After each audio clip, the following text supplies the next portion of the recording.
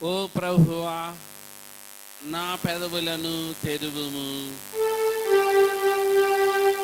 అప్పుడు నా నోరు నీ స్తోత్రమును బయలుపరచును. ఓ దేవా, నన్ను విడిపించుటకు త్వరగా రమ్ము. ఓ ప్రభువా, నా సహాయము నాకు త్వరగా రమ్ము. తండ్రికిని కుమారునికిని పరిశుద్ధాత్మకును ఆదియందు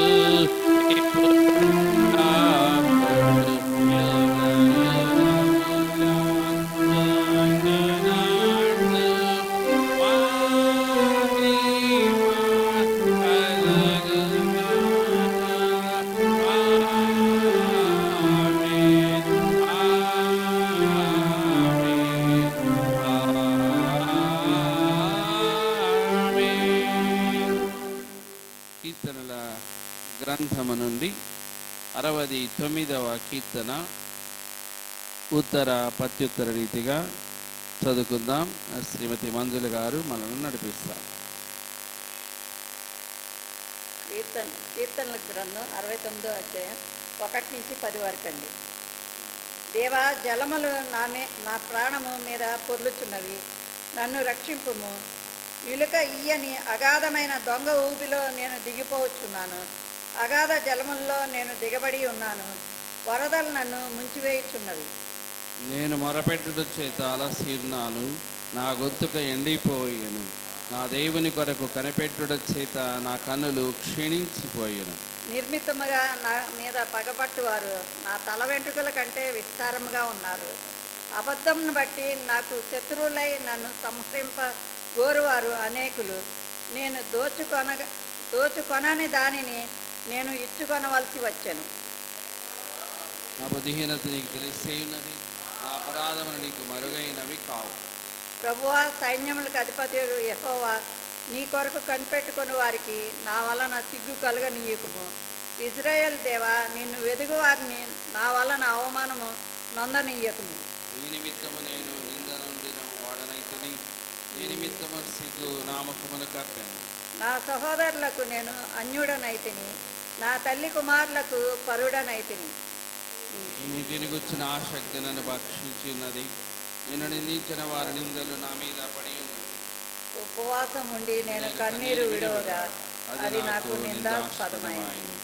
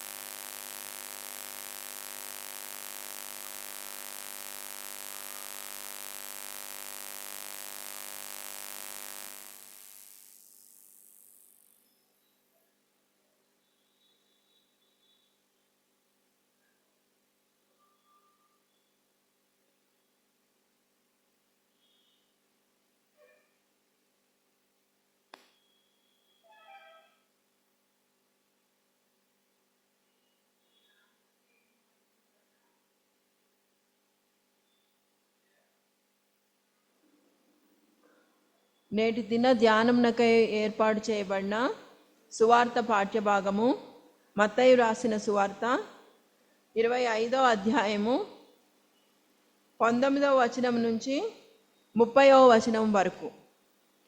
పరిశుద్ధులైన మత్తయి రాసిన సువార్త 25వ అధ్యాయము 19వ వచన ప్రారంభము.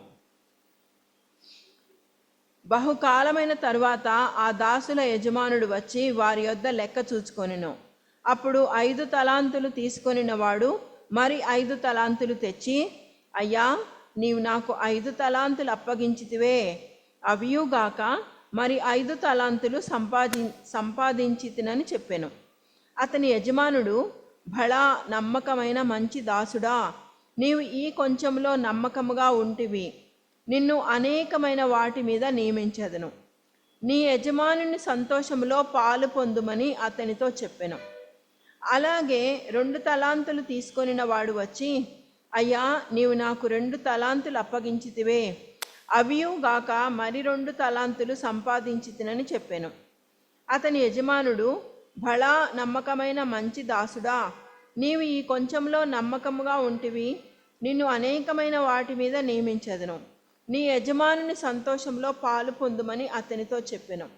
తరువాత 1 తలాంతు తీసుకొనిన వాడును వచ్చి, అయ్యా, నీవు విత్తని చోట కోయువాడవును, చల్లని చోట పంట కూర్చుకొని వాడవునైనా కఠినుడు అని నేను ఎరుగుదును. కనుక నేను భయపడి వెళ్ళి నీ తలాంతును భూమిలో దాచిపెట్టి తిని, ఇదిగో నీది నీవు తీసుకొనుమని చెప్పెను. అందుకు అతని యజమానుడు వానిని చూచి, సోమరివైన చెడ్డ దాసుడా, నేను విత్తని చోట కోయివాడను, చల్లని చోట పంట కూర్చుకొని వాడునని నీవు ఎరుగుదువా? అట్లయితే నీవు నా సొమ్ము సాహుకారుల యొద్ద ఉంచవలసి ఉండెను. నేను వచ్చి వడ్డీతో కూడా నా సొమ్ము తీసుకొని ఉందునే అని చెప్పి ఆ తలాంతును వాని యొద్ద నుండి తీసివేసి 10 తలాంతులు గలవానికి ఇయుడి. కలిగిన ప్రతివానికి ఇయ్యబడును, అతనికి సమృద్ధి కలుగును. లేని వాని యొద్ద నుండి వానికి కలిగినదియు తీసివేయబడును. మరియు పనికి మాలిన ఆ దాసుని వెలుపటి చీకటిలోనికి త్రోసివేయుడి, అక్కడ ఏడ్పును పండ్లు కొరుకుటయు ఉండుననెను. వాక్యం వింత పర్యంతం.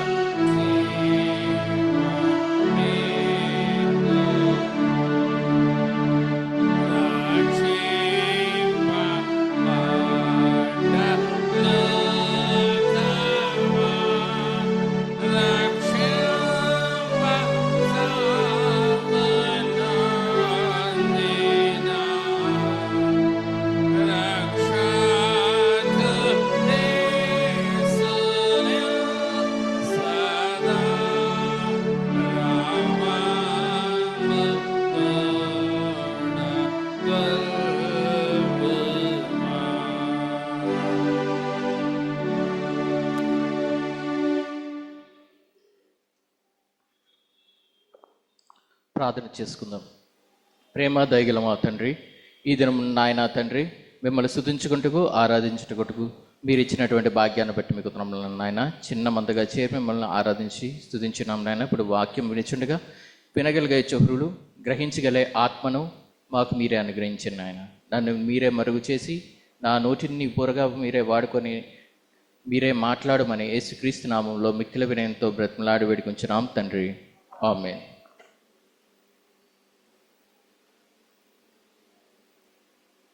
నన్ను మీ మధ్య నిలబెట్టినటువంటి త్రియేక దేవునికి ముందుగా నా వందనాలు చెల్లించుకుంటున్నాను. అదేవిధంగా ఈ అవకాశం ఇచ్చినటువంటి సంఘ కాపరి గారికి, సంఘ సభ్యులకు, ట్రెజరర్ గారికి అందరికీ నా హృదయపూర్వక వందనములు. ఈరోజు మనకు ఇవ్వబడినటువంటి వాక్య భాగాన్ని మనం చూసినట్లయితే మత్తయి సువార్త 25వ అధ్యాయము 19 నుంచి 30 వచనములు. ఈ వాక్య భాగాల్ని మన గురువులు అయినటువంటి పాస్టర్ గారు సెప్త్యాగేశమ ఆదివారం రోజున ధ్యానించడం అయింది. మళ్ళీ ఇంత with in the span of 1 monthలో మళ్ళీ ఇదే వాక్య భాగము మళ్ళీ నేను ధ్యానించాల్సి వస్తుంది. దట్టు ఎన్టీ ప్రొఫెసర్ గారు ఎదురుగుండగా ధ్యానించడం అంటే నాకు కొంచెం కష్టతరమైంది. అయినప్పటికీ దేవుడిచ్చిన తలాంతులను బట్టి, ఆయన ఇచ్చిన తలాంతును బట్టి నేను ఈ విధంగా నిలబడటం జరిగింది. ఇక్కడ మత్తయి సువార్త 24వ అధ్యాయము 45 నుంచి చూసుకున్నట్లయితే 45 వచనం నుంచి 25వ అధ్యాయం చూసుకున్నట్లయితే యేసు ప్రభువు వారి మాట్లాడటం మనం చూస్తూ ఉంటాం. ఇక్కడ మత్తయి సువార్త 45 నుంచి 51 వచనాలు మనం చూసినట్లయితే అక్కడ ఇద్దరు దాసులు మనకు కనిపిస్తాడు. ఒకటి జ్ఞానవంతుడు, ఒకడేమో చూసుకున్నట్లయితే దుష్ట దాసుడు అని రాసి ఉంటుంది. యజమాని వారిద్దరిని నియమించి వెళ్ళటం మనం చూస్తాం.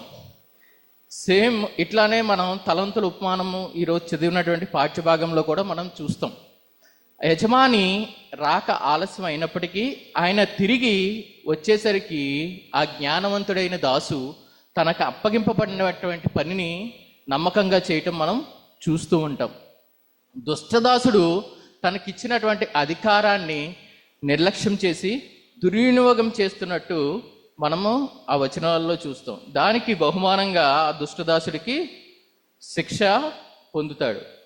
ఈ 25వ అధ్యాయంలోకి మనం వచ్చేటప్పటికి మొత్తం మనకి అక్కడ 3 ఉపమానాలు కనిపిస్తాయి. ఈ 3 ఉపమానాలు కూడా పరలోక రాజ్యం గురించి యేసు ప్రభువు వారు చెప్పినట్లు మనం గమనిస్తాం. మొదటి ఉపమానంలో మనం చూసినట్లయితే అక్కడ కన్యకల ఉపమానం మనకు కనిపిస్తుంది. మత్తయి సువార్త 25వ అధ్యాయంలో మొదటి 1 నుంచి 13 వచనాల్లో మనం కన్యకల ఉపమానం, మనకి ఈ అధ్యాయం అంతా ఈ ఉపమానాలన్నీ మనకు బాగా తెలుసు. కన్యకల్లో కొంతమంది బుద్ధిగల కన్యకలు అంటాడు, బుద్ధి లేని కన్యకలు అంటారు. పెళ్లి కుమారుడు వచ్చే టైంకి ఆయిల్ లేదని చెప్పి బుద్ధి లేని కన్యకలు తెచ్చుకోవటానికి వెళ్ళటం మనం చూస్తాం. ఇక్కడ యేసు ప్రభు వారు చెప్తున్నది ఏంటంటే, బుద్ధి లేని కన్యకలు ఆయిల్ తీసుకుని వచ్చేటప్పటికి వాళ్ళని చూసి మీకు బుద్ధి లేదు, మీరు సిద్ధపడలేరు, మీరు చాలా ఆలస్యం అయిపోయారు, లేటుగా వచ్చారని చెప్పట్లే. ఒకటే విషయం చెప్తున్నాడు. 12వ వచనంలో మనం చూస్తే 25వ అధ్యాయం 12వ వచనంలో మనం చూస్తే మిమ్మల్ని నేను ఎరుగనని నిశ్చయముగా చెప్పుచున్నాను. ఆయన ఇక్కడ అంటున్న మాట ఏమిటంటే ఆయన వారిని ఎరుగరు. ఆయన ఎరుగరు కాబట్టి వారికి తలుపు తీయలేదు. అంతేగాని మీకు బుద్ధి లేదు, మీరు ఆలస్యం అయిపోయారు, ఇవన్నీ చెప్పట్లేదు. మిమ్మల్ని నేను ఎరుగను కాబట్టి పెండ్లి కుమారుడు తలుపు తీయట్లేదు. అదే 25వ అధ్యాయం 14 నుంచి 30 వచనాలు మనం చూసుకున్నట్లయితే ఈరోజు పాఠ్యభాగము సేమ్ ఇట్లానే తలాంతుల ఉపాలానే లూకా సువార్తలో 19వ అధ్యాయం 12 నుంచి 27 వచనాల్లో చూసుకున్నట్లయితే అక్కడ మేనాలు గురించి సేమ్ ఇట్లానే ఉపమానం చెప్తాడు. 10 మందిని పిలిచి యజమానుడు 10 మందికి ఒక్కొక్క చొప్పున మేనా ఇచ్చినట్టు మనము చూస్తాము. ఈ పాఠ్యభాగానికి ఆ పాఠ్యభాగానికి కొంచెం తలాంతులు మేనాలు కొంచెం సిమిలారిటీ ఉన్నట్టుగా మనము చూస్తాం. ఇక్కడ చూసుకున్నట్లయితే 24, 26 మత్తయి సువార్త 25వ అధ్యాయం 24, 26 వచనాల్లో అంటాడు, అయ్యా నీ విత్తన చోట కోయేవాడును చల్లని చోట పంట కూర్చుకుని వాడినై కఠినుడినని నేను ఎరుగుదును కనుక నేను భయపడి వెళ్ళి నీ తలాంతును భూమిలో దాచిపెట్టి తిని ఇదిగో నీవు తీసుకొనమని చెప్పాను. అందుకు అతడు యజమానుడు వాడిని చూచి, సోమరమైన చెడ్డదాసుడా, నేను విత్తని చోట కోయివాడనా, చల్లని చోట పంట కూర్చుకొని వాడనా నని నీ వెరుగుదవా. క్వశ్చన్ మార్క్తో ఇక్కడ ముగుస్తుంది. ఇక్కడ ఏమంటున్నాడు ఆ దాసుని చూసి? ఈ స్టోరీ అంతట్లో మనకు తెలిసిన పరిచయమైనదే కాబట్టి నేను ఎలాబొరేట్ చేయట్లేదు.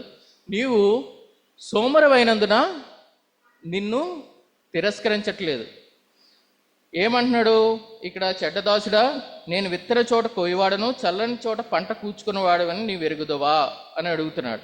ఇక్కడ తన యొక్క యజమానుల గురించి తనకు ఉన్నటువంటి అభిప్రాయము సరైనటువంటి అభిప్రాయం లేదు. అందుకనే ఇక్కడ ఈ ఉపమానంలో మనం చూస్తే ఈ ఒక తలాంతు ఉన్న అతన్ని శిక్షించినట్లు మనం చూస్తున్నాం. ఎందుకంటే యజమాని యొక్క స్వభావాన్ని, యజమానుడి మీద ఉన్నటువంటి మంచి అభిప్రాయము ఈ యొక్క దాసుడికి లేదు. అందుకని ఇది ఇక్కడ యేసు ప్రభు వారు అంటున్నారు, నన్ను ఎరుగుదవా అని యజమానుడు అడుగుతున్నాడు. ఇక్కడ చూసుకున్నట్లయితే ఇక్కడ అట్లయితే నీవు నా సొమ్ము అని కంటిన్యూస్లో సొమ్మును సాహుకారుల యొద్ద ఉంచినట్లా నేను వచ్చి వడ్డీతో నా సొమ్ము తీసుకుందును అని. కొంతమంది వడ్డీ వ్యాపారం చేసి వాళ్ళు అంటారు, ఈ వచనాన్ని కోట్ చేసి వడ్డీ వ్యాపారం చేయొచ్చా అని అడుగుతూ ఉంటారు. కానీ ఇక్కడ వడ్డీ గురించి కాదు కానీ చెప్పిన సందర్భం, నీవు నన్ను సరిగ్గా అర్థం చేసుకోలేదు, నీవు నన్ను సరిగ్గా ఎరగలేదు అన్న విషయాన్ని ఇక్కడ కోట్ చేస్తున్నట్టు మనం చూస్తాం. అదే మత్తయి సువార్త 25వ అధ్యాయం 31 నుంచి 46వ వచనం చివరి ఉపమానంలో మనం చూసినట్లయితే ఇక్కడ మేకలు గొర్రెల గురించి యేసుప్రభు వారు చెప్పడం మనం చూస్తాం. అక్కడ ఉంటుంది, నేను దిగంబరినై ఉన్నాను, పరదేశినై ఉన్నాను, రోగినై ఉన్నాను, దప్పిగొన్నాను, మీరు నన్ను చూడలేదన్నట్టు మాట్లాడతారు. అందుకు ఆయన 45వ వచనం, అందుకు ఆయన మిక్కిలి అల్పులైన వీరిలో ఒకనికైనా మీరు ఇలాగూ చేయలేదు గనుక మీరు మీతో నిశ్చయముగా చెప్పుచున్నానని వారితో అనెను. మిక్కిలి అలుపుల్లో మనం ఒక్కరికి కూడా చేయలేదంట. ఎందుకంటే మనము ఆయనను ఎరిగి ఉండలేదు. అక్కడ చూసినట్లయితే ఉపమానంలో ఈ 3 ఉపమానాల్లో మనం చూసినట్లయితే ప్రభువు వారిని ఎరిగి ఉండుట, యజమానుని ఎరిగి ఉండుట అన్నది మనము కామన్గా చూస్తూ ఉంటాం. ఈ ప్రభువారు చెప్పదలిచినది ఏంటంటే ఈ 3 ఉపమానాల్లో కూడా నా ప్రజలు నన్ను ఎరుగక ఉన్నారు. కన్యకల ఉపమానంలో స్ట్రైట్గా ఫార్వర్డ్గా చెప్తున్నాడు, వీరు నన్ను ఎరుగరు. నెక్స్ట్ ఇది తలాంతుల ఉపమానంలో చూసుకున్నట్లయితే అక్కడ కూడా అంటున్నాడు, నీవు నన్ను ఎరుగుదువా అని. ఇక్కడ కూడా తెలియక అక్కడ ఉన్నటువంటి దప్పుకున్న వారికి, దిగంబర్లకు, పరదేశంలో ఉన్న వారికి చేయకపోవటం మనం చూస్తున్నాం. ఇక్కడ ఈ ఉపమానాలు మనం చదువుతున్నప్పుడు మనకి బ్రెయిన్లో మనం అనుకునేది ఏంటంటే, ఇది ఎట్లా అనుకుంటామంటే కంపారిజన్, చెడ్డ దాసుడు, మంచి దాసుడు, బుద్ధిహీనుడు, బుద్ధి లేనివారు, క్రైస్తవులైనటువంటి మనకి, క్రైస్తవేతరులకు, సంఘంలో ఉన్నటువంటి వారు మనకి, సంఘం బయట వెలుపల ఉన్న వారికి అని ఈ 2 గుంపుల మధ్య చెప్తున్నాము అని మనం తలంచుతూ ఉంటాం. కానీ దేవుని యొక్క తీర్పు అన్నది తన ఇంటి నుంచి మొదట తీర్పు అన్నది జరుగుతుంది. The judgement is about the household of God. దేవుని సన్నిధికి మనం అనుకుంటుంటాం, మనం దేవుని సన్నిధికి వస్తున్నాము, వాక్యం వింటున్నాము, దేవుని ఆరాధిస్తున్నాము, బాప్టిజం తీసుకున్నాం, ప్రభు బలలో పాల్గొంటున్నాం కాబట్టి మనకు పర్వాలేదు అనుకుంటాం. కానీ దేవుని యొక్క తీర్పు అన్నది ఫస్ట్ దేవుని ఇంటి నుంచే స్టార్ట్ అవుతుంది. బయట క్రైస్తవేతరులకి ఇల్లు కాదు, కానీ ముందుగా దేవుని ఇంట్లో మనం ఉన్నటువంటి మనకి ఆయన తీర్పు తీర్చడం మనం చూస్తాం. ఈ మత్తయి సువార్త 21వ అధ్యాయము 31వ వచనంలో అంటారు ప్రభువారు, సుంకరులు వసూలు చేసేదారులు వేశ్యలకు పరలోక రాజ్యంలో ప్రవేశిస్తారు అని చెప్తున్నాడు. కానీ మన స్థితి ఎట్లా ఉన్నదన్నది మనం ఒకసారి పరీక్షించుకోవాలి. మనము పరలోక రాజ్యంలో చేరేటువంటి వారముగా ఉన్నామో లేదో అన్నది మనం ఒకసారి ఆలోచించాలి. పరలోక రాజ్యంలో చేరాలంటే మనము ముందుగా రక్షణ అనుభవంలోనికి నడిపింపబడాలి. మన యొక్క రక్షణ అన్నది దేని మీద ఆధారపడి ఉంటుంది? అది మనం ఏమనుకుంటామంటే మనకి ఏం తెలుసో దాని మీద కాదు, కానీ నీకు ఎవరు తెలుసో దాన్ని బట్టి ఉంటుంది రక్షణ అన్నది. మన యొక్క రక్షణ దేని మీద ఆధారపడుతుందంటే నీకేం తెలుసో దాని మీద కాదు, కానీ నీకు ఎవరు తెలుసో దాని మీద ఆధారపడి ఉంటుంది. మన యొక్క తీర్పు కూడా దేని మీద ఆధారపడి ఉంటుందంటే దేవుడు దేనిని బట్టి మనల్ని తీర్పు తీరుస్తారంటే నీకు తెలిసిన దాన్ని బట్టి కాదు, నీకు ఎవరు తెలుసో దాన్ని బట్టి దేవుడు తీర్పు తీర్చడం జరుగుతుంది. Christianity is not about knowing a thing, it's about knowing a person. క్రైస్తవం అంటే ఒక విషయాన్ని తెలుసుకోవడం కాదు, ఒక సమాచారాన్ని తెలుసుకోవటం కాదు, ఒక సిద్ధాంతం అన్నది తెలుసుకోవటం కాదు, ఒక వ్యక్తి గురించి తెలుసుకోవటం. అదే ఆ వ్యక్తి ఎవరంటే ప్రభు అయిన యేసుక్రీస్తు వారు. ఎప్పుడైతే ఆ వ్యక్తి గురించి మనం తెలుసుకుంటామో దేవుని యొక్క తీర్పుని ఎలా అధిగమించాలో తెలుస్తుంది, రక్షణలో ఎలా నిలబడాలో మనకి తెలుస్తుంది. ఈ 3 ఉపమానాల ద్వారా మనం పరీక్షించుకోవాలి. యేసు ప్రభు యొక్క శిష్యులైన చెప్పుకుంటున్నటువంటి మనము క్రైస్తవులు అయినందుకు మనము విశ్వసిస్తున్నాము యేసు ప్రభు అని చెప్పుకుంటున్నటువంటి మనము ప్రభువుని ఎరుగని వారిగా ఉన్నామా లేక ఎరగని వారుగా ఉన్నామా అన్నది మనము ఒకసారి పరీక్షించుకోవాలి. Judgement is not about what you know, it's about whom you know. ఎవరిని ఎరిగి ఉన్నావన్న దాని మీద ఉంటుంది. నీకెవరు తెలుసు అన్నది కాదు. నీకు తెలిసింది నువ్వు ఎలాగైనా చెప్పుకొని సపోర్టివ్గా చెప్పుకుంటావు, అలా కాదు. హూమ్ యు నో, ఎవరు తెలుసు అన్నది. తెలుసు అంటే యేసు ప్రభు నాకు తెలుసండి అని చెప్పి పేరు మాత్రం తెలియటం కాదు. మనము do you know his will, ఆయన యొక్క చిత్తం మనం ఎరిగి ఉన్నామా? Do you know what he's expecting from us, ఆయన నా నుంచి ఏం ఎక్స్పెక్ట్ చేస్తున్నాడు అన్నది మనం ఎరిగి ఉండాలి. ఆయన పరిపూర్ణ చిత్తం మనం జీవితంలో మనం వెతకాలి. ఇక్కడ దేవుని వాక్యం చెప్తూ ఉంటుంది, యజమాని యొక్క ఉద్దేశము తెలిసి కూడా అలాగు చేయడానికి అధిక దెబ్బలు తగులుతాయని దేవుని వాక్యం మనకి స్పష్టంగా తెలుస్తుంది. ఇక్కడ మనం మన యజమానుడు ఎవరైనా ఆలోచిస్తే యేసుక్రీస్తు ప్రభువారు. ఈ యేసుక్రీస్తు ప్రభువారి యొక్క చిత్తాన్ని, ఆయన ఉద్దేశాన్ని మనం నెరవేర్చేవారిగా మనము ఉండాలి. ఇక్కడ తలాంతు గురించి మాట్లాడుతున్నాడు 19 నుంచి 30 వచనాల్లో మనం చదువుకున్నటువంటి వాక్య భాగంలో. ఒక్క తలాంతు అంటే సుమారు 6,000 దేనారాలు. ఒక్క దేనారం వచ్చేటప్పటికి ఒక రోజు కూలీగా చెప్తుంటారు. ఇలా ఒక్క తలాంతుకి లెక్కేసుకుంటే సుమారు ఒక మనుషుని యొక్క 20 సంవత్సరాల యొక్క కూలి. ఒక్క తలాంతు వచ్చేటప్పటికి సుమారు 20 సంవత్సరాల యొక్క కూలి. అదే 5 తలాంతులు ఇచ్చిన వాడికి 100 సంవత్సరాలు 100 సంవత్సరాల యొక్క కూలి ఇచ్చినట్లుగా యజమాని మనం చూస్తున్నాం. ఇక్కడ 2 తలాంతులు ఇచ్చిన వారికి యజమానుడు ఏమీ సెపరేట్గా చూడలే. వాళ్ళిద్దరికీ కూడా సేమ్ బహుమానం ఇస్తున్నాడు, ఒకే రకమైనటువంటి ప్రశంసిస్తున్నాడు. ఏమని ఇస్తున్నాడు అని మనం చూసినట్లయితే 21వ వచనం, 25, 21. బలా నమ్మకమైన మంచి దాసుడా, నీవి కొంచెంలో నమ్మకంగా ఉంటివి, నిన్ను అనేక వాటి మీద నియమించదను. 23వ వచనంలో చూసుకున్నట్లయితే 2 తలాంతులు 4 తలాంతులు చేసిన అతనికి కూడా సేమ్. బలా నమ్మకమైన మంచి దాసుడా, ఈ కొంచెంలో నమ్మకముగా ఉంటివి, నిన్ను అనేక వాటి మీద నియమించదను, నీ యజమాని సంతోషంలో పాలు పొందుము. ఇంగ్లీష్ దాంట్లో చూసుకుంటే enter thou into joy of the Lord. దేవుని యొక్క సంతోషంలో enter into the joy of the Lord అన్నది బహుమానం వారికి ఇస్తున్నాడు. దేవుడికి మనం ఎంత ఇచ్చామో అన్నది పోర్షన్ ఆయన చూడరు. హౌ ప్రపోర్షనేట్గా మనం చేసాం, హౌ ప్రపోర్షనేట్లీ వీఆర్ గివింగ్ అన్నది ఆయన చూస్తాడు. దేవుడు నీకు ఎంత ఇస్తున్నావు అన్నది చూడరు, కానీ ఎంత ఇవ్వబడితే ఎంత ఇస్తున్నావు అన్నది చూస్తుంటారు. మనందరికీ తెలిసినటువంటి ఇలస్ట్రేషన్ మనం చూసినట్లయితే పేద విధరాల కథ మనందరికీ తెలుసు. యేసు ప్రభు వారు కానుకలు పెట్టి దగ్గర కూర్చున్నప్పుడు ఎవరు ఎక్కువ వేశారంటే వేసిన వాళ్ళు ఉన్నారు. కానీ వేద వివరాల దగ్గరికి వచ్చేటప్పటికి తనకున్నదంతా వేసింది, ఇచ్చినట్లు సమర్పించినట్లు మనం చూస్తున్నాం.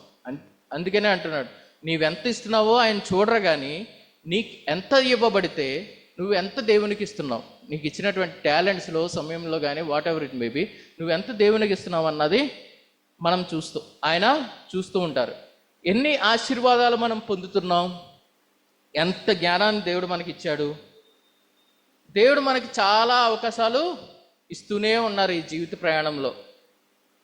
ఈ అవకాశాలను మనం పొందుకున్నటువంటి మనము ఎంత లెక్క మనల్ని అడుగుతారన్నది ఆలోచించాలి. మనం ఎంత లెక్క చెప్పాలన్నది ఈరోజు చదివబడినటువంటి ఉపమానం ద్వారా మనం ప్రశ్నించుకోవాలి.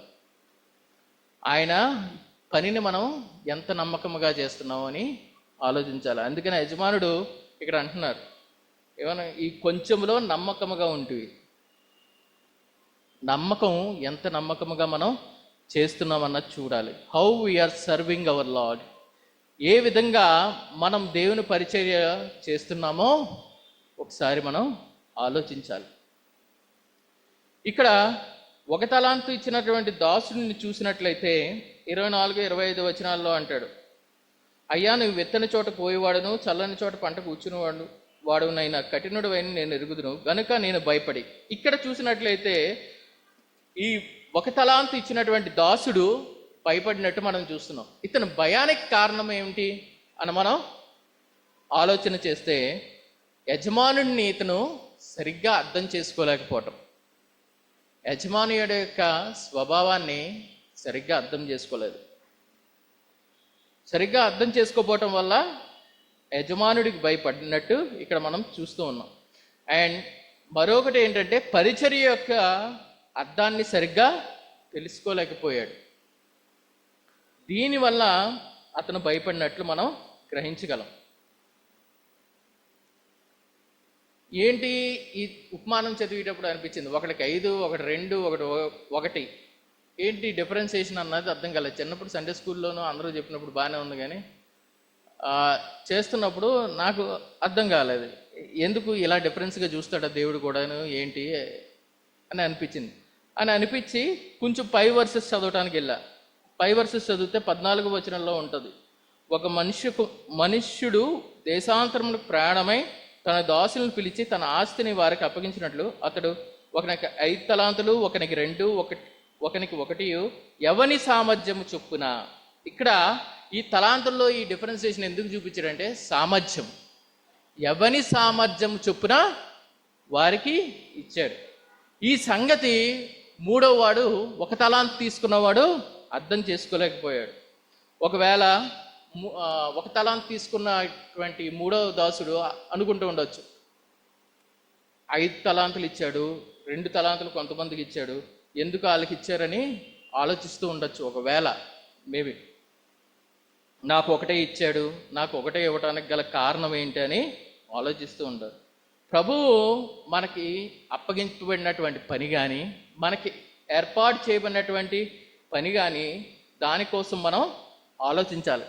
చాలాసార్లు మనం ప్రభు పట్ల నమ్మకత్వాన్ని కోల్పోవటానికి కారణం ఏంటంటే, ప్రభువు మన చేతిలో అప్పగించబడినటువంటి దాన్ని పక్కన పెట్టేసి, ప్రక్కన వాళ్ళు ఇచ్చినటువంటి దాని మీద, ప్రక్కన వాళ్ళకి ఏమైతే ఇస్తాడో ప్రభు దాని మీద మనం ఎక్కువ మనసు పెడతాం. మనకు అప్పగించబడింది మానేసి ఈ 1 తలాంతోడు కూడా అట్లానే అనుకున్నాడేమో, మేబీ మనుషు స్వభావం ఉందేమో, ఆ పక్కనోడు 5, 2 ఉన్నవాడికి ఎంత ఉంది, నాకు 1 ఇచ్చాడని కుమిలిపోయాడేమో.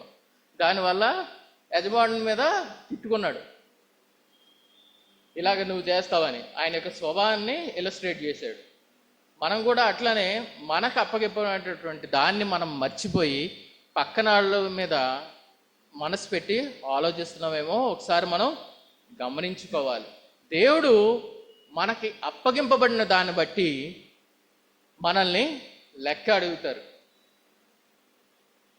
దేవుడు మన యొక్క చేతిలో, నా యొక్క చేతిలో ఏం పెట్టారో దానికోసమే లెక్క అడుగుతాడు. ఇంకొక విషయం ఏంటంటే, మనం చాలాసార్లు అనుకుంటుంటాం, మనకు సామర్థ్యం లేదా, మనకి ఎందుకు ఎంత తక్కువ ఇచ్చారు. ఎక్కువ మనం జాబ్ చేసేస్లో ప్లేసెస్లో అప్రైజల్ టైంలో అనుకోవడం జరుగుతూ ఉంటుంది. మనకి సామర్థ్యం లేదా, పక్కనోడికి వచ్చేటప్పటికి ఎంత ఇచ్చాడు, నేను ఎంత చేశాను అని. కానీ ఇక్కడ తలాంతుల విషయంలో పరలోక రాజ్య ఉపమానంలో దాసునికి ఇచ్చినప్పుడు చెప్తున్నాడు, ఆయనకు తెలుసు ఎవని సామర్థ్యము ఎటువంటిదన్నది. అందుకని ఎవని సామర్థ్యం చొప్పున వానికి ఇచ్చారు. ప్రభువారు కూడా మనకి మన యొక్క సామర్థ్యం చొప్పున మనకి ఇస్తారు. పౌలు గారు అంటూ ఉంటారు, మనం చూసినట్లయితే దేవుడు మన సామర్థ్యంను బట్టి మనకి అనుగ్రహిస్తున్నారు. ఆయన లెక్క చూసేటప్పుడు మన సామర్థ్యాన్ని బట్టి and at the same time మన ఎంత నమ్మకత్వంతో అప్పచెప్తున్నాం అన్న దాన్ని యేసు ప్రభు వారు చూస్తారు. నీకు ఇచ్చాడు సామర్థ్యం కొద్దీ, ఆ సామర్థ్యం తర్వాత నువ్వు ఎంత నమ్మకముగా ఆ పని జరిగించావన్నది మనం తీర్పు దినం రోజున లెక్క చెప్పవలసిన వాళ్ళమే ఉన్నాం. ఈ లెక్క చెప్పడం అన్నది తీర్పు దినమున మన ఇంట్లోనే స్టార్ట్ అవుతుంది ఫస్ట్. దాని తర్వాత బయటికి వెళ్ళొచ్చేమో, కానీ సంఘానికి వస్తున్నటువంటి ముందు మనకే ఉంటుంది. ఈ సత్యాన్ని మనం అర్థం చేసుకోవాలి. What matters to God is not our success, what matters to God is our faithfulness. మన యొక్క నమ్మకత్వం ఆయనకి లెక్క చెప్పాలి నమ్మకత్వం ద్వారా. అందుకే నీవు ఈ కొంచెంలో నమ్మకముగా ఉన్నావని చెప్పి 5 తలాంతు 2 తలాంతులు ఇచ్చినటువంటి దగ్గర యజమానుడు అంటాం మనం చూస్తున్నాం. ఇచ్చేటప్పుడు సామర్థ్యాన్ని బట్టి ఇచ్చాడు, కానీ లెక్క చూసేటప్పుడు నమ్మకత్వాన్ని బట్టి లెక్క చూస్తున్నాడు. దీన్ని మనం మన జీవితాల్లోకి అన్వయించుకుంటూ రావాలి. మన సామర్థ్యాన్ని బట్టి ఇచ్చిన దాన్ని బట్టి ఎంత మనం లెక్క చెప్పుకునేటువంటి దాంట్లో నమ్మకత్వంతో ఉన్నామన్నది. మూడోవాడు తన యొక్క సామర్థ్యాన్ని గురించి ఆలోచిస్తున్నాడు, దానికన్నా నమ్మకత్వం అన్నది అతనికి లేదు. సామర్థ్యం ఉంది అని యజమానుడు భావించి మూడవ వానికి 1 తలాంతు ఇచ్చాడు. 1 తలాంతు ఇచ్చాడు, కానీ అతను దాన్ని వృద్ధి చేయడానికి ఆలోచించకుండా నమ్మకత్వంతో పని జరిగించలేదు. దీనికి ఏంటి కారణమని ఇందాక మనం చూసినట్లయితే భయం. ద ఫియర్ ఆఫ్ ఫెయిల్యూర్ అన్నది చాలా భయంకరమైనది. ఓడిపోతామన్నది. దేవుణ్ణి ఎరిగినటువంటి మనకు ఈ ఓటమి అనేటువంటి భయము మన యొక్క జీవితాల్లో ఉండకూడదు. తల్లి గర్భంలోనే నిన్ను రూపింపబడక మునుపే నిన్ను ఎరిగేటటువంటి నీ దేవుడు నిన్ను ఎటువంటి కష్టాల సమయాల గుండా వెళ్ళినప్పుడు కానీ ఆయన వాటిని అధిగమించే శక్తి మనకిస్తాడు. మనకు ఉండవలసిందల్లా మనకిచ్చిన దాంట్లో నమ్మకత్వంగా ఉండాలి. ఎప్పుడైతే మనకి ఫెయిత్ఫుల్నెస్ అన్నది వస్తుందో ఆటోమేటిక్గా ఇటువంటి ఫియర్ ఆఫ్ ఫెయిల్యూర్, ఓడిపోతామేమో, ఓటమి అనేటువంటి భయాన్ని మన జీవితంలో లేకుండా మనం ఉండగలం. పౌలు గారు చెప్తూ ఉంటారు, 2 కొరింథీ 3వ అధ్యాయము 4-5 వచనాలు చూసినట్లయితే, 2 కొరింథీ 3వ అధ్యాయము 4వ వచనం, యేసుక్రీస్తు ద్వారా దేవుని ఎడల మాకిట్టి నమ్మకము కలదు. యేసుక్రీస్తు ద్వారా దేవుని ఎడల మాకిట్టి నమ్మకము కలదు. మా వలన ఏదైనా అయినట్లు ఆలోచించుటకు మా ఎంతట మేము సమర్థులమని కాదు, మా సామర్థ్యము దేవుని వలననే కలిగి ఉన్నది. పౌలు అంటున్నాడు, మా సామర్థ్యము దేవుని వల్లనే కలిగి ఉన్నది. ఇదే మాటను మనం కూడా ఎత్తిపెట్టుకొని ఉండాలి. మన యొక్క సామర్థ్యము దేవుని వలన కలిగినది అని చెప్పి ఇదే నమ్మకంతో మన యొక్క ప్రయత్నంలో దేవుని యొక్క కృపను పొందుకొని మనం ముందుకు కొనసాగాలి. దేవుడు నీ యొక్క చేతికి ఏమైనా అప్పగిస్తున్నాడంటే నువ్వు ఎంతవరకు చేయగలవో ఆయనకి తెలుసు, కాబట్టి నీకు అంత మాత్రమే అప్పగించబోతున్నాడు.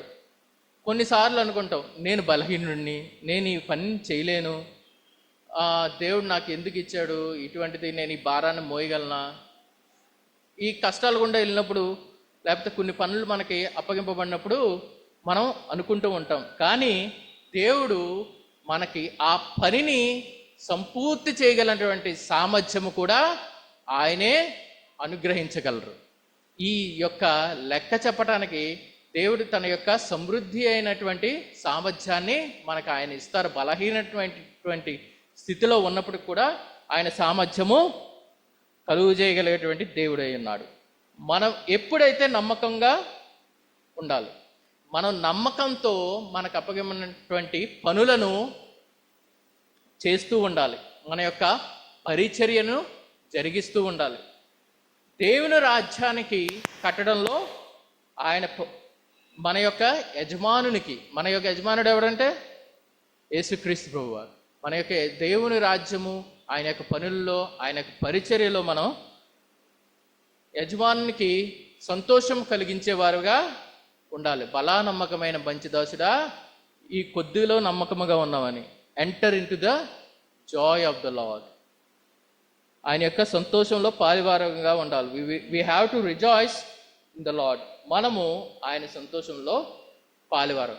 దేవుని పరిచర్య ఇక్కడ ఆయన చెప్పినట్లు చేయాలి నమ్మకంతో అనుకున్నాం. ఇక్కడ దేవుని పరిచర్య అని అనుకుంటున్నాం. దేవుని పరిచర్య అంటే మనకి, మీకుందా లేదో కానీ నాకున్నది అభిప్రాయం ఏంటంటే, పరిచర్య అన్నది సేవకులు చేసే పని, ఇది మనకు కాదు. పరిచర్య అంతా వాళ్ళదే, వాళ్ళకే పిలిపించాడు కాబట్టి వాళ్ళే చూసుకోవాలి అని నేను అనుకునేవాడిని. కానీ తర్వాత అర్థమైందంటే ప్రతి చిన్నది కూడా పరిచర్య. మనకి వ్యక్తిగత జీవితంలో ఒక మంచి తండ్రిగా అది నీ యొక్క పరిచర్య. మంచి తండ్రిగా ఉండాలి, మంచి తల్లిగా ఉండాలి. బిడ్డలైనటువంటి మనము తల్లిదండ్రులకు మంచి పేరు తెచ్చేవారుగా ఉండాలి. పెద్దల్ని గౌరవించాలి. ఇది మన పరిచర్య. మనం ఎక్కడైతే పని చేస్తున్నామో ఆ ప్రదేశాల్లో దేవుని మహింపరిచే వారంగా ఉండాలి. మనకొక దేవుని బిడ్డలు అనేటప్పటికి మనం చుట్టుపక్కల ఉన్న వాళ్ళకి ఒక మాదిరికరంగా ఉండాలి. ఇవన్నీ కూడా పరిచర్యలో ఉన్నటువంటి భాగాలే. దేవుని రాజ్యాన్ని కట్టేటువంటి విషయంలో మన యొక్క తలాంతులు దేవునికి ఉపయోగించాలి.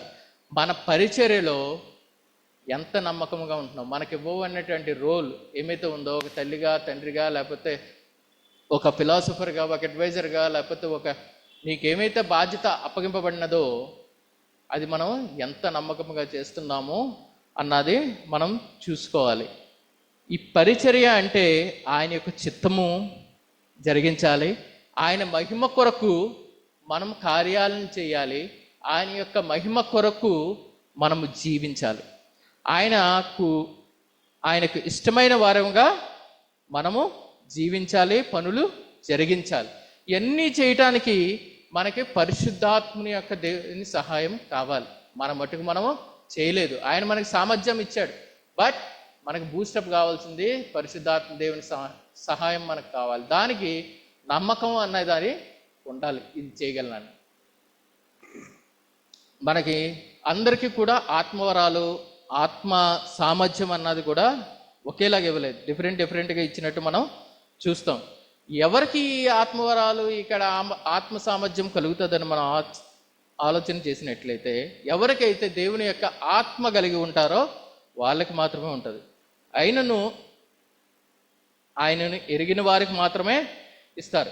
ఆయన ఎరగకుండా మనం ఇక్కడ చర్చిలో ఏం జరిగించినా సరే, వితౌట్ నోయింగ్ లార్డ్, ఇక్కడ చర్చిలో మనం ఏం చేసినా సరే, మనం ఎంత కొనియాడినా, ఎంత మహింపరిచినా కూడా అది ఎట్లా ఉంటుందంటే మన యొక్క సంతోషానికి చేసుకున్నట్లు ఉంటుంది, కానీ దేవుని యొక్క మహింపరచడానికి చేసినట్లు ఉండదు. ఎప్పుడైతే ఆయన్ని తెలుసుకొని చేస్తామో, మనకు తలాంతులు వినియోగిస్తామో, అప్పుడు దేవునికి మహిమార్థకరంగా జరుగుతుంది. అప్పుడు వరకు లేకపోతే ఇక్కడ ఒక సర్కస్ కానీ ఏదో సమ్ మెజిషియన్ లాగా అద్భుతాలను ప్లే చేసినట్టుగా ఉంటుంది. ఎప్పుడైతే మనం ఆయన్ని తెలుసుకొని అనుభవించేస్తామో, ఆయన పరిచర్యలో మనం దేవుని యొక్క సంతోషాన్ని, జాయ్ని మనం అనుభవించగలం. మనము ఎప్పుడైనా ఆలోచన చేసాం, have you ever realise what is the call? నేను ఇక్కడ ఉన్నాను, ఇక్కడ అందరితో పాటు ఈ విధంగా సహవాసంలో ఉన్నాను, లేకపోతే నాకు ఈ సర్కిల్ ఉంది అని మనం ఆలోచన చేసినప్పుడు మన యొక్క కాల్ ఏంటన్నది మనం గ్రహించాలి. ఈ కాల్ని గ్రహించాలంటే ముందుగా మనం ఆయన ఎంత నమ్మకం కలిగి ఉండాలి, తెలుసుకుని ఉండాలి. We have to know him. ఎప్పుడైతే మనం ఆయన తెలుసుకుంటామో, ప్రభు యొక్క కృప ద్వారా, ఆత్మ ద్వారా మన యొక్క మాటలు మారుతాయి, మన మనస్సు మారుతుంది, మన యొక్క ప్రవర్తన మారుతుంది. చీకట్లో నుంచి మనం ఆశ్చర్యకరమైనటువంటి వెలుగులోంచి నడిపింపబడతాం. అట్ ది సేమ్ టైం మనం ఆయన పిలుపును గుర్తించగలిగే వారిగా ఉంటాం. ఇంకోటి ముఖ్యమైనది ఏంటంటే ఇతరులని క్షమించే గుణం. మనుషుల ఎడల మనకి క్షమించే గుణము, వారిని ప్రేమించే విధానం కూడా మనకి తెలుస్తుంది. ఎప్పుడైతే మనము ఆయన్ని తెలుసుకున్నప్పుడే జరుగుతుంది ఇదంతా. మామూలుగా లేకపోతే సంథింగ్ ఏదో మ్యాజిక్ మ్యూజికల్ నైట్ చేసినట్టు ఉంటుంది. ఈ శ్రమని మనం సహించే విధానం కూడా మనకు తెలుస్తుంది. మనం నూతన సృష్టిగా మారుతాం ఎప్పుడైతే మనము ఆయన్ని మన యొక్క కాల్ని మన యొక్క జీవితంలో గ్రహించినప్పుడు మాత్రమే ఇవన్నీ విషయాలు మన జీవితాల్లో జరుగుతాయి. మన యొక్క సామర్థ్యమైనటువంటిది మనం గుర్తెరగాలి. మనము బలా నమ్మకమైనటువంటి మంచి దాసుడు అని అనిపించుకోవాలి. నమ్మకంగా మన యొక్క జీవిత పందెంలో ముందుకు కొనసాగుదాం. ఆయన రాజ్యాన్ని కట్టే విషయంలో మనకి ఇచ్చినటువంటి సామర్థ్యాన్ని బట్టి ఆయన అప్పగించబడినటువంటి పనిలో మనం నమ్మకముగా పనిచేయటకు ఆయన యొక్క తీర్పు దినాన్న మనం ఆయనతో పాటు కొనుపోబడే గుంపులో ఉండటకు కూడా పరిశుద్ధాత్మ దేవుడు మనందరికీ సహాయం చేయనుగాక. ఆమేన్.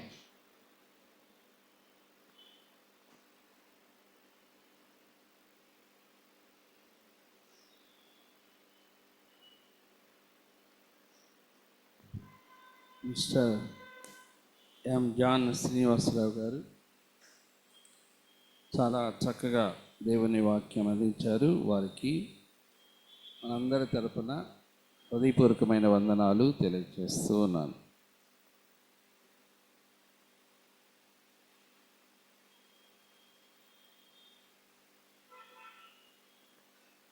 ప్రార్థన.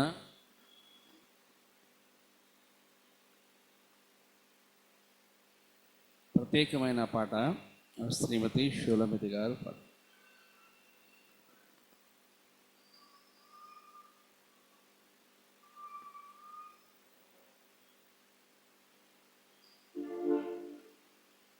తర్వాత ప్రార్థన ఎవరైనా చేయగలిగి ఉంటే పాట అయిన తర్వాత ప్రార్థన చేయాలని మనం చేస్తున్నాం. నేను ఎవరిని అడగలేదు.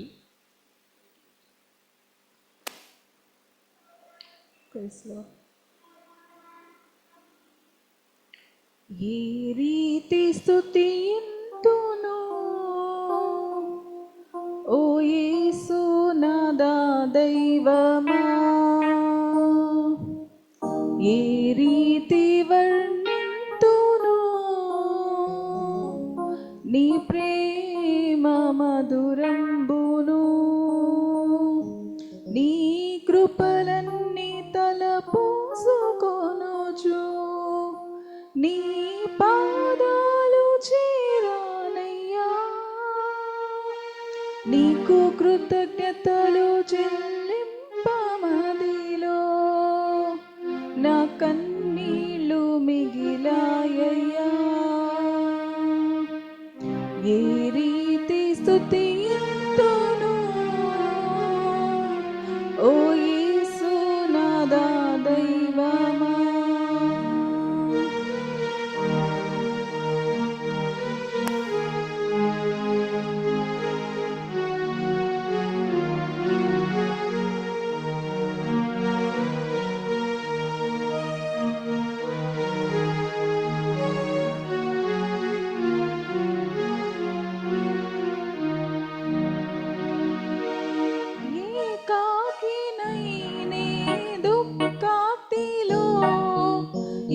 తోడుగానని నాకు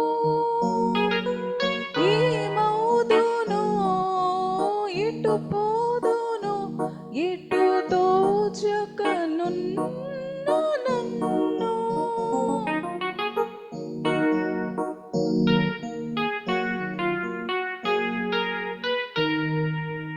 ఏకాకినై నే దుఃఖాతిలో ఏ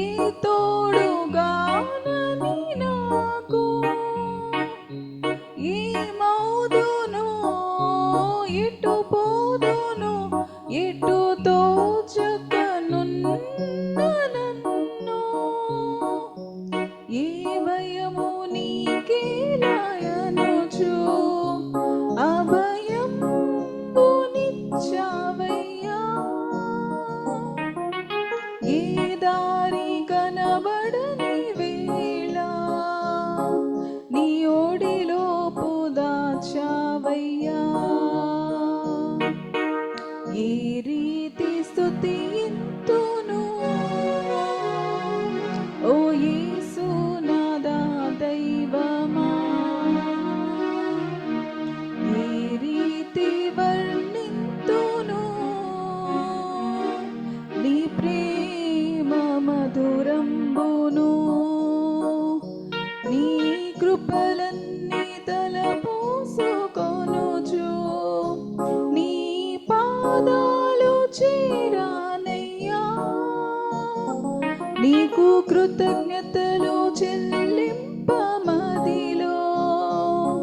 నా కన్నీళ్ళు మిగిలాయ్యా. ఈ రీతి స్తుతింతును ఓ యేసు నాదా దైవమా. Praise Lord. ఎవరైనా ప్రార్థన చేయగలరా?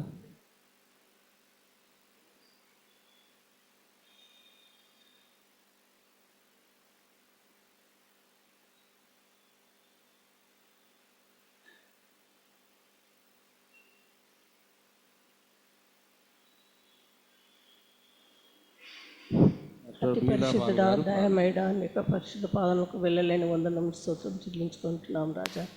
ఇచ్చిన వర్తమానం కొరకే వందనం. నిజమే తండ్రి, ఎన్ని తలంతులు ఉన్నాను కూడా ప్రభా, మేము ఇంకా భూమిలో దాచిన వారంగా ఉంటున్నాం ప్రభా. మీరు మాకు ఇచ్చిన హెచ్చరికల కొరకే వందనములు తండ్రి. నీ యందు అభివృద్ధి పొంది నీ యొక్క ఆశీర్వాదనకు పాత్రలో ఉన్నట్లుగా మీ యొక్క తలంతులను మేము ఇంకా అభివృద్ధి చెందుటకు కూడా మంచి తలంపులను, మంచి ఆలోచనలను, మంచి ఆశీర్వాదాలను మాకు అనుగ్రహించమని వేడుకుంటున్నాం. ఈ యొక్క లెంటి దినంలో ఇచ్చిన వర్తమానం కొరకు వందనం చేయించుకుంటూ వచ్చిన ప్రతి ఒక్క బిడ్డ కుటుంబాలను దీవించి ఆశ్రయించండి. మెండైన మీ యొక్క కృపలతో నింపమని, మీ యొక్క దీవెన ఆశ్రమం అనుగ్రహించమని కొద్ది ప్రార్థన యేసుకృష్ణంలో అడిగి బెత్తలాడి వేడుకొని ప్రార్థిస్తున్నాము తండ్రి. ఆమేన్. ఆమేన్. ఇదిన మనము లెంట్లోని 16వ దినమున దేవుని సన్నిధిలో కూడుకొని ఉన్నాం. ఈ సాయంకాల ఆరాధనలో మరి ఉత్తర ప్రత్యుత్తర రీతిగా వాక్యాన్ని చదివిన వారు శ్రీమతి మంజుల గారు, అలాగే బైబిల్ రీడింగ్ చేసిన వారు శ్రీమతి కుసుమకుమారి గారు, మరియు ప్రత్యేకమైన పాట శ్రీమతి షులమితి గారు, అలాగే డాక్టర్ బీలా పాల్ గారు ఇప్పుడు ప్రార్థన చేశారు. వీరందరికీ మరి ఆరాధనలో పాల్గొంటున్న వీరందరికీ హృదయపూర్వకమైన వందనాలు తెలియజేస్తున్నాం. ప్రత్యేకంగా మరి మిస్టర్ జాన్ శ్రీనివాసరావు గారు దేవుని వాక్యాన్ని మనతో పంచుకున్నారు. మత్తయి సువార్త 24, 25 రెండు అధ్యాయాలు చాలా ప్రాముఖ్యమైనవి. ఒకటి, యేసుక్రీస్తు రాకడ సూచనల కొరకు రాకడ విషయాలను ఆయన ప్రస్తావించాడు. ఆయన రాకడ సూచనల గురించి 24వ అధ్యాయం ఉంది. 25వ అధ్యాయము ఉన్న చాలా చక్కగా 3 ఉపమానాలని విశ్లేషించి చెప్పారు. ఆయన చెప్పిన వాటిని మరొకసారి గుర్తు చేసుకున్న. ఒకటి, దేవుడు ఎట్టివాడు. రెండవది, దేవుడు నీకు సామర్థ్యం ఇచ్చాడు, నీవు ఎట్లా సామర్థ్యంతో నువ్వు ఎట్లా పనిచేస్తావు. అది ఏదైనా ఎలాంటిదైనా దేవుడు నీకు ఒక ఉద్యోగమైనా లేక దేవుని సేవ అయినా ఏదైనా ఇస్తే ఎట్లా చేస్తావు. మూడవది ఏమంటే ఆయన నమ్మకంతో, ఎవరి మీద నమ్మకం, దేవుని మీద నమ్మకంతోనే మనము చేయాల్సి ఉంటుంది. అప్పుడు దేవుడు మనకు సంతోషాన్ని, ఆయన రాజ్యంలో పాలు పంపులు ఇచ్చినప్పుడు చాలా చక్కగా అన్ని విషయాలు చాలా చక్కగా ముచ్చరించినటువంటి మరి జాన్ శ్రీనివాసరావు గారిని అభినందిస్తూ ఉన్నాను. మరి ఇంకనూ దేవుడు వారిని బహురీతులుగా వాడుకోవాలి దేవుని వాక్యములో అని నేను ఆశిస్తున్నాను. అందరము లేచి నిలబడదాం. ప్రార్థన అనంతరం ప్రభు ప్రార్థన దీవెన అనంతరం 659వ కీర్తన పాడి ఆరాధనను ముగిద్దాం. ప్రార్థన.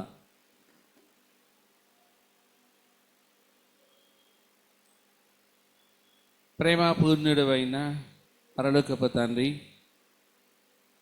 నిన్ను స్తుతించే ఆ సమయము చాలా గొప్పది. దేవదూతలు నిన్ను నిరంతర స్తోత్ర గానములతో నిన్ను నీ మహిమలను కీర్తించుచు స్తుతించుచున్నారు. ఈ లోకమందు నిన్ను ఎరిగిన మేము నీవే గొప్ప దేవుడవని, నీవే మాకు రక్షకుడవని, మా నిమిత్తమై పరలోక రాజ్యాన్ని లేక దేవుని రాజ్యాన్ని మీరు సిద్ధం చేస్తున్నారని, నిరంతరము నీ కుమారుడైన యేసుక్రీస్తుతో మేము జీవించడానికి మీ ఏర్పాటును బట్టి నీకు కృతజ్ఞత స్తుతులను చెల్లించుచు ఉన్నాం. దయగల తండ్రి, ముఖ్యంగా రెడీమర్ లూథరన్ సంఘం కొరకై ప్రార్థన చేస్తూ ఉన్నాం. మా ప్రభువా, నీ సన్నిధిలోనికి ఆసక్తితో వచ్చుచున్న ప్రతి బిడ్డను దీవించండి, వారి కుటుంబాలను ఆశీర్వదించండి. ఆయా కారణముల చేత రాలేక వెనుకబడుతున్న వారి కొరకు ప్రార్థిస్తున్నాం. మరి యొక్క తరుణాన్ని వారు పోగొట్టుకొనుక నీ సన్నిధి భాగ్యం కొరకై అరులు చాచి రాగలుగుటకై కృపనిమ్మని వేడుకుంటున్నాం. జూమ్ ద్వారా పాల్గొంటున్న వారి కొరకై నీకు వందనాలు నాయన. వారెల్లరూ దీవించండి. ముఖ్యంగా మా ప్రభువా, ఈ దినం ఆరాధనలో పాల్గొన్న ప్రతి ఒక్కరి కొరకై వందనములు. మీరు వారికి ఇచ్చినటువంటి ప్రతి తలాంతును నీ కొరకు వెచ్చించుచుండగా దయగల తండ్రి, నీ కృపాశీస్సులను వారి మీద కుమరించమని వేడుకుంటున్నాం. ఇదైనా వాక్యం అందించిన నీ దాసుని కొరకు వందనములు నాయన. నీ దాసుని మీరు బలపరచి మాట్లాడినందుకే వందనములు. ముఖ్యముగా మేము నిన్ను ఎరిగి బ్రతకడానికి ఎల్లవేళలా సహాయం చేయండి. ఎందుకనగా మా ప్రభువా, నీ రాజ్యములో మేమందరము నీతో కూడా సహవాసములో ఉండాలని నాయన ఓ గొప్ప దృక్పథాన్ని మీరు మాకు వ్యక్తం చేస్తున్నారు. అందువలన మా యొక్క జీవితం నీ మీదనే ఆధారపడిన జీవితంగాను, యేసుక్రీస్తును ఎరిగిన జీవితంగాను ఆయన మీరు మాకు ఇచ్చిన ప్రతి సామర్థ్యం కొరకును, తలాంతుల కొరకును నీకు వందనములు.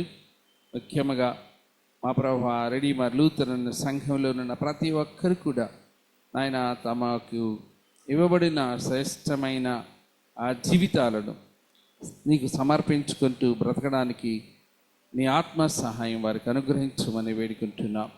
దయగల తండ్రి, ఇలాగున మేము నీ సన్నిధిలో ఉన్నందుకు నీకు స్తుతులు వందనములు. మరి రేపటి దినమందు కూడా ఆదివారం అయింటుండగా మేము ఆ దినం మా కొరకు నిర్ణయించబడిన దినమని గుర్తెరిగి నీ పరిశుద్ధ సన్నిధిలో పాల్గొనడానికి మమ్మల్ని నడిపించుమని, రేపటి దినమందలి నాయన జరగనైన ఆరాధన అంతటి కూడా స్త్రీల సమాజముకు సంబంధించినటువంటి ఆరాధనలో స్త్రీల కూడికగా జరగనైంటుండగా మీరే ఘనతా మహిమలు కూడా పొందమని వేడుకుంటున్నాం. రాత్రికాలం మాకు కావలసినటువంటి ప్రశాంతత, నెమ్మది, మంచి నిద్ర మరియు వేకువనే చురుకైన మెళకువనిచ్చి నిన్ను ప్రార్థించి మా దినచర్యలన్నిటినీ ముందుకు కొనసాగి నిన్ను మహిమపరచినట్లు కృపనిమ్మని రక్షకుడును ప్రభును త్వరలో రానయ్యున్న యేసుక్రీస్తు పరిశుద్ధ నామమును బట్టి ఈ ప్రార్థనను నీ పాద సన్నిధిలో వేడుకుంటున్నాము తండ్రి. ఆమేన్. పరలోకమందున్న మా తండ్రి, నీ నామ పరిశుద్ధపరచబడిన గాక, నీ రాజ్యం వచ్చుగాక, నిశ్చితం పరలోకమందు నెరవేరుచున్నట్లు భూమి యందు నెరవేరుగాక. మా అనుదినాహారము నేడు మా దయచేయము. మా అపరాధం చేస్తున్న వారిని మేము క్షమించున్న ప్రకారం మా అపరాధములను క్షమించము. శోధనలో నీతే కాదుష్టుడు తప్పించము. రాజ్యము, శక్తి, మహిమ నిరంతరము నీవై ఉన్నవి. ఆమేన్. మన ప్రభువైన యేసుక్రీస్తు కృప, తండ్రి అయిన దేవుని ప్రేమ, పరిశుద్ధాత్మిక అన్యోన్య సహవాసము దీవెన సదా మీ అందరికీ తోడైండునుగాక. ఆమేన్.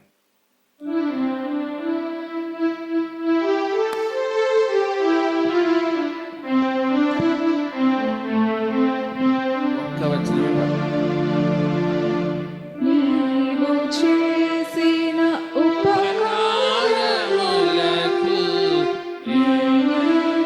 చెల్లింతును. ఏడాది దూడలను